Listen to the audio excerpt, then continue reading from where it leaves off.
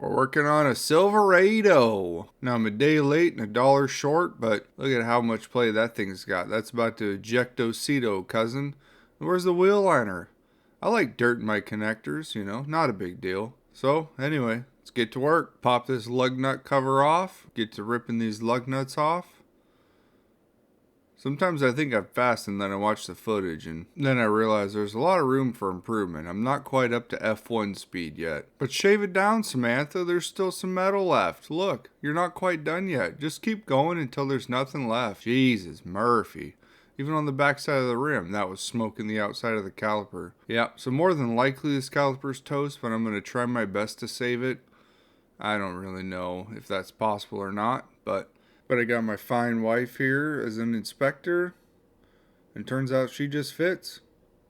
Alright, quit goofing around. It's time to get back to work. Now I'm going to take this caliper off, top bolt, bottom bolt, and I'm going to use a hanger. I'm going to hang this bad boy to the side there. Kind of like a S-hook looking tool. Those are pretty nice for hanging calipers, that way you don't stretch on that brake line. Man, look at that hub. Holy hell. That's insane. That's just with the CV axle nut removed is all. So yeah, that was about to leave the chat completely. It's definitely good this was a tow-in, because this would have been one of those ones where you see the tire fly off into the oncoming traffic or some crap like that. We're all just blessed that that didn't happen. So we're going to do the hub bolts on the backside of this knuckle here. Now 2 of these came off with pretty good amount of force just because of all the heat, I believe. And this third one here was ground down from the axle shaft itself. It ended up grinding down the whole side of the top of the nut to where you almost couldn't even get a wrench or anything on it anymore without stripping. So this is pretty unconventional and a lot of mechanics might not do this. But I just took a grinder and cut the head of that bolt off. That way I could slide the rest of the piece of that hub out. I'm using a file finger here just to kind of square it up. It definitely wasn't the best cut or anything like that in those kinds. But basically all I'm saving is this customer from having to replace the whole knuckle itself. So I'm giving this Johnny quite a few whacks. Left side, right side, trying to break it free a little bit. The amount of heat this thing had to have had in it is astronomically insane. So we give it a couple wiggles to the left, a little to the right, get it to where it's free. There we go. And since this sensor's just absolutely toast, I'm just going to give this a couple little tugs. And there she goes. So now, just like the other CV axle job we did, we unfortunately got to do the upper ball joint just to get this knuckle to swing out of the way a little bit. And then we're going to use the extendo cousin to get in there with a 15 mil on the impact and just break free of these inboard bolts. Now once you get those done, then pull the old axle out. Here we are sliding the new one in.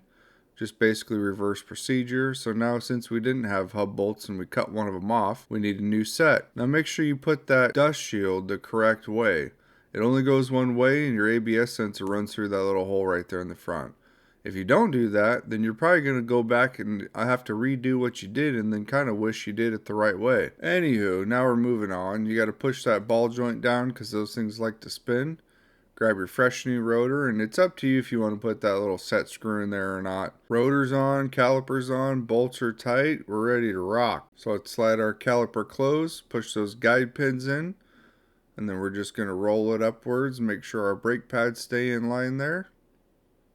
And then we'll just roll that top bolt right in there and give her some torculation. Looks nice and mint.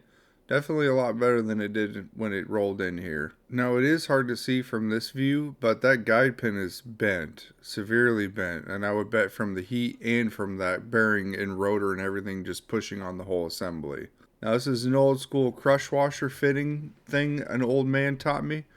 Tighten it down and then give it some taps on the head of the bolt itself, and then tighten it down afterwards and you'll get about a half a turn more out of it. Now I do spray brake clean like the employee, not the employer, but that's my preference. And these things are the bee's knees. They're basically a one-man bleeder. All it is a cup and a straw. If you got a hose with a cup, that's basically the exact same thing. Those things are awesome for a one-man job. So here you go. Torque this down, 188 foot-pounds. And then I got to do a little David and Goliath with this big-ass 35-inch tire. And then I asked myself, why does my back hurt all the time? And then I watched the footage back like this. Yep, you picked it up with just your back there, feller. It's not that big of a deal. I'll only be in a wheelchair by the age of 65. But we do what we gotta do. Just like pushing this hub on here and watching the whole lift spin away from you. Such a blessing. So anyway, start them off, then get the Milwaukee talkie, give it some of the bee's knees. Then we're almost on to torculation time. Oh yeah, this is almost my favorite part of every job. I do thank each and every one of you guys for watching and liking, comment, subscribing. I will see you guys next time. So like always, like, comment, subscribe, and stay tuned for more. We'll see you in the next one.